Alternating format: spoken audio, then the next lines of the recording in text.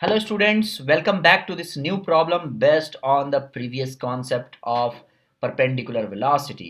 तो अभी तक में हम बहुत सारे क्वेश्चंस कर चुके हैं और कॉन्सेप्ट्स भी देख चुके हैं कि कौन सा इक्वेशन ऑफ मोशन किस डायरेक्शन में अप्लाई करना है. That is what is very important in solving projectile problem.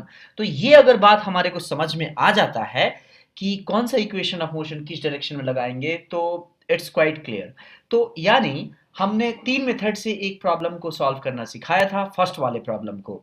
तो उसमें से फर्स्ट मेथड में जो मैंने सिखाया वो वही था कि v equal to you plus A t लगाना था एक पर्टिकुलर डायरेक्शन में और वहां से आ जाता था. तो उसी तरीके से इस प्रॉब्लम को भी अप्रोच करेंगे. तो अब देखते हैं पहले कि ये प्रॉब्लम कहता क्या है. ये कहता है find time at which velocities of both projectiles become perpendicular to each other. तो मतलब इसमें दो प्रोजेक्टाइल है एक सर्टेन हाइट से फेंक रहे हैं. एक को u1 वेलोसिटी से टुवर्ड्स पॉजिटिव एक्स एक्सिस और दूसरे प्रोजेक्टाइल को u2 वेलोसिटी से टुवर्ड्स नेगेटिव एक्स एक्सिस और दोनों को साइमल्टेनियसली फेंक रहे हैं. तो पहले का पाथ मैं ऐसा दिखा दिया हूं. पहले का ट्रेजेक्ट्री ये है और दूसरे का ट्रेजेक्ट्री ऐसा होगा और दोनों को सेम टाइम में ही फेंक रहे हैं. तो हमें ये बताना है किस टाइम पे इन दोनों के वेलोसिटीज. सो इफ आई से कि दिस इज वेलोसिटी v1 और इस पार्टिकल 2 का जो वेलोसिटी है वो है v2. तो v1 और v2 एक सर्टेन टाइम पे दोनों परपेंडिकुलर हो जाएंगे और वही टाइम निकालना है किस टाइम पे ऐसा होगा. Let's say t is equal to 0 पे ये पार्टिकल को हम रिलीज कर रहे हैं. पार्टिकल 1 इधर गया, पार्टिकल 2 इधर गया है. ओके. तो अब इस प्रॉब्लम को जो हम अप्रोच करेंगे वो फर्स्ट वाले मेथड से v equal to you plus A t लगाकर. लेकिन किस डायरेक्शन में लगाएं. यहां तो दो प्रोजेक्टाइल है. ओके. तो कोई एक प्रोजेक्टाइल को कंसीडर करते हैं. Let's say this is our projectile 1 और यहां v equal to you plus A t लगा दें. और किस डायरेक्शन में तो बट ऑब्वियस है कि हम v1 के परपेंडिकुलर लगाएंगे तो v1 का कोई भी कंपोनेंट नहीं रहेगा. तो मैं क्या कर रहा हूं v1 के परपेंडिकुलर इस डायरेक्शन में लगा रहा हूं. v ये डायरेक्शन और इस डायरेक्शन में अगर मैं एक यूनिट वेक्टर डिफाइन कर दिया लेट्स से n1 कैप. तो n1 कैप के डायरेक्शन में v equal to you plus A t लगा देंगे तो ये तो परपेंडिकुलर है. तो उस केस में v1 का कोई कंपोनेंट नहीं आएगा. So let's apply v equal to you plus A t along n1 cap for first projectile. तो इसके लिए जब हम लगाएंगे तो v1 का कंपोनेंट नहीं आया लेकिन u1 का कंपोनेंट आएगा. तो v equal to you plus A t, v1 का component 0 is equal to u1 का कंपोनेंट कितना होगा वो कैसे पता चलेगा. यहाँ पे अब अगर हम देखेंगे तो ये एंगल को अगर देखें तो ये एंगल हमारे को पता तो है नहीं. तो let's say this angle is theta. मान लेते हैं कि ये एंगल थीटा है. तो देख सकते हैं u1 का जो कंपोनेंट होगा n1 की तरफ में ये u1 इधर ही होगा. इसी डायरेक्शन में u1 है तो उसका इधर component that will be u1 cos theta. v equal to u का component u1 cos theta plus ए टी प्लस एक्सेलरेशन का कंपोनेंट कितना होगा वो देख लेते हैं यहाँ पे. तो एक्सेलरेशन का component acceleration due to gravity g downward है. तो इसका कंपोनेंट ये एंगल थीटा है तो ये एंगल भी थीटा हो गया. It means this angle is 90 minus theta. तो इधर तो कंपोनेंट हो जाएगा that is g cos of 90 minus theta और वो n1 के अपोजिट है तो इसलिए हम यहाँ पे नेगेटिव लिखेंगे. तो negative g cos of 90 minus theta ये minus g into T into मैं यहाँ पे t कर दिया. तो ये v equal to you plus A T apply कर दिया for projectile 1 along n1 cap. तो यहां से टाइम का वैल्यू आ गया दैट इज ये नेगेटिव इधर गया. So that is equal to u1 cos theta over g cos 90 minus theta sine theta हो जाएगा. तो g साइन थीटा. तो ये टाइम आ गया, बट यहां पे तो एंगल पता ही नहीं है थीटा, वो कैसे निकालेंगे? तो अब उसी तरीके से हम सेकेंड प्रोजेक्टाइल के लिए भी कर सकते हैं वही काम, सेम काम। तो अगर इस डायरेक्शन में मैं यूनिट वेक्टर अगर लिखना है हमारे को इस डायरेक्शन में, तो मैं इधर n2 कैप कह देता हूं, और n2 कैप के ही डायरेक्शन में मैं v equal to you plus A t लिख दूंगा। n2 कैप क्या है? जैसे n1 कैप v1 के परपेंडिकुलर है, उसी तरह से n2 cap is perpendicular to v2, तो उसका कोई कंपोनेंट नहीं आएगा। तो सिमिलर फैशन में हमें सेकेंड प्रोजेक्टाइल के लिए वही चीज लिख देना है। तो मैं फिर से वही करूंगा, 0 इज इक्वल टू इसका जो कंपोनेंट आ जाएगा u2 का कंपोनेंट, तो वो कितना आ जाएगा? That will be u2 cos of, in terms of theta हम बता सकते हैं कि देखो ये एंगल है theta, this angle is theta, this angle is 90 minus theta, 90 minus theta. तो ये एंगल 90 माइनस थीटा है। अच्छा एक और बात कि क्या ये एंगल 90 माइनस थीटा है, तो यहां से अगर इस लाइन को ज्वाइन करूं, तो क्या ये दोनों जो लाइन ज्वाइन हो रहा है दोनों प्रोजेक्टाइल का किसी भी टाइम पे, क्या वो हॉरिजॉन्टल रहेगा?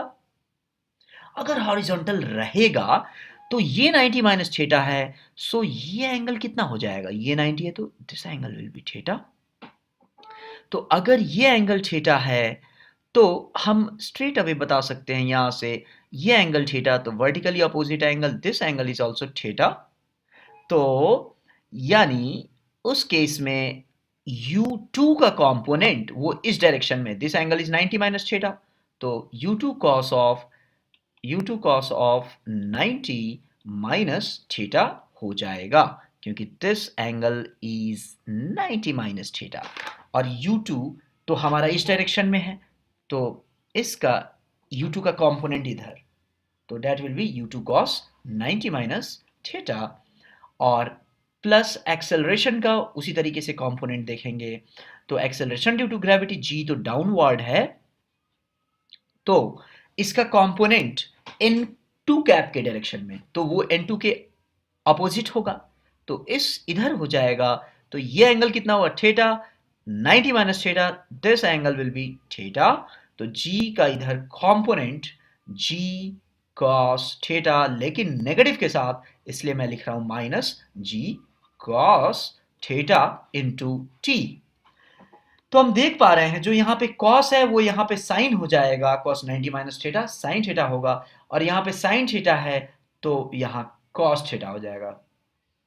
तो अगर इसको सॉल्व कर लें तो टाइम का वैल्यू सेकेंड प्रोजेक्टाइल वाले से आ जाएगा, u2 cos 90 minus theta is sin theta over g cos theta.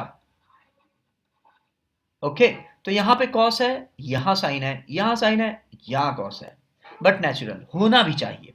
Okay, अब एक और चीज जो मैं बताना चाह रहा था वो ये यहां पे कि ये प्रोजेक्टाइल 1 यहां है और प्रोजेक्टाइल 2 यहां पे है, जब दोनों के वेलोसिटीज परपेंडिकुलर हो रहे हैं, तो उस समय में मैं ये बोला कि क्या ये लाइन हॉरिजॉन्टल रहेगा? ये वाला लाइन क्या हॉरिजॉन्टल रहेगा?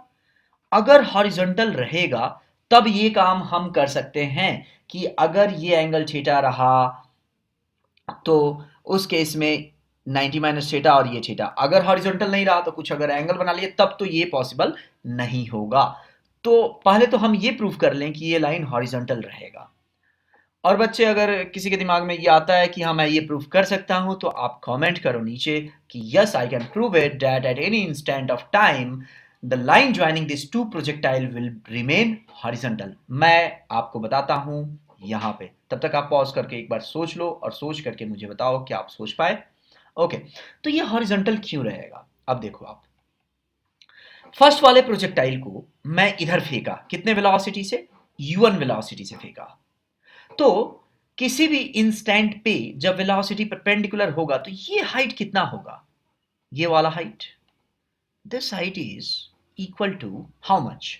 तो हम कह सकते हैं कि इधर इक्वेशन ऑफ मोशन डाल दे फर्स्ट प्रोजेक्टाइल के लिए, तो u1 का कोई कंपोनेंट नहीं है, तो जस्ट हो जाएगा half g t square u1 cos 90 into T plus half g t square. Okay, तो इस केस में जो ये h कहूंगा that is half g t square. अच्छा, सेकेंड प्रोजेक्टाइल के लिए जरा बताना आप कि वही काम करूंगा तो U2 का भी कोई कंपोनेंट नहीं रहेगा, तो इसी टाइम पे अगर देखेंगे साइमल्टेनियसली चूंकि फेंक रहे हैं तो उस केस में भी यही रहेगा, h is equal to half g t square. इतना ही हाइट यानी फॉल किया दोनों केस में, तो यानी कह सकते हैं कि इतना ही हाइट रहा दोनों प्रोजेक्टाइल का किसी भी इंस्टेंट पे, तो हम कह सकते हैं कि सेम लेवल पे ही रहेंगे, तभी तो हाइट सेम होगा किसी इंस्टेंट पे। इसलिए हेंस प्रूव्ड कि किसी भी टाइम पे जब वेलोसिटी परपेंडिकुलर हो रहे हैं, बल्कि परपेंडिकुलर नहीं हो रहा है, कोई भी टाइम पे वो हॉरिजॉन्टल पे ही रहेगा, क्योंकि h is equal to half g t square दोनों के लिए है, सेम हाइट ले रहा है। ओके, तो ये प्रूफ था। अब हमारे को यहाँ पे टाइम निकालना है, एंगल नहीं पता है, तो क्या करूंगा मैं, तो मैं यही कर दूंगा कि इस दोनों का प्रोडक्ट ले लेते हैं, सो दैट यहाँ ऊपर वाला cos थीटा नीचे वाले cos थीटा से कैंसिल, नीचे वाला sin थीटा ऊपर वाले sin थीटा से कैंसिल। तो जैसे ही मैं ये काम करता हूं तो यहां से आ जाएगा t square is equal to u1 into u2 over g into g square, बाकी एंगल तो कट ही गया, cos थीटा sin थीटा दोनों कट गए। तो फर्दर ये आ जाएगा t is equal to root over u1 u2 over g। तो ये आ गया हमारे को टाइम जिसपे दोनों परपेंडिकुलर हो गए वेलोसिटी किसी भी इंस्टेंट पे, यही इंस्टेंट है जो हमें निकालना था, root over u1 u2 over g। तो फर्स्ट मेथड हमने यूज करके ये शो कर दिया, और नो डाउट फर्स्ट वाला जो मेथड है इस प्रॉब्लम के लिए थोड़ा सा सोचने वाला हो रहा है, और सब प्रॉब्लम में नहीं हो रहा है, क्योंकि उस केस में एक ही प्रोजेक्टाइल है, यहाँ पे दो प्रोजेक्टाइल है, थीटा भी नहीं पता है और दोनों के लिए लिखना है।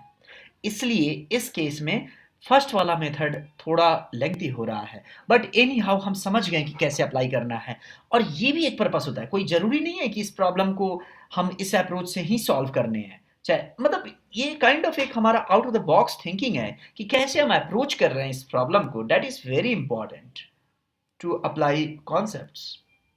यही मेरा मेन पर्पस था यहाँ पे शो करना, using this first method. This is our first method. Okay, so बच्चों I hope it is clear to you. अगर कहीं भी छोटा सा भी कंफ्यूजन आया हो तो आप कमेंट बॉक्स में नीचे में लिख करके हमें बताओ, और फिर उसको हम देखते हैं। Fine, thank you. और नेक्स्ट वीडियो में हम सेकेंड मेथड को यूज करेंगे। सेकेंड मेथड जो डिस्कस किए थे उसे यहाँ फिर से अप्लाई करेंगे, और फिर देखते हैं कि वो कैसा मेथड है। ओके, फाइन, थैंक यू बच्चों।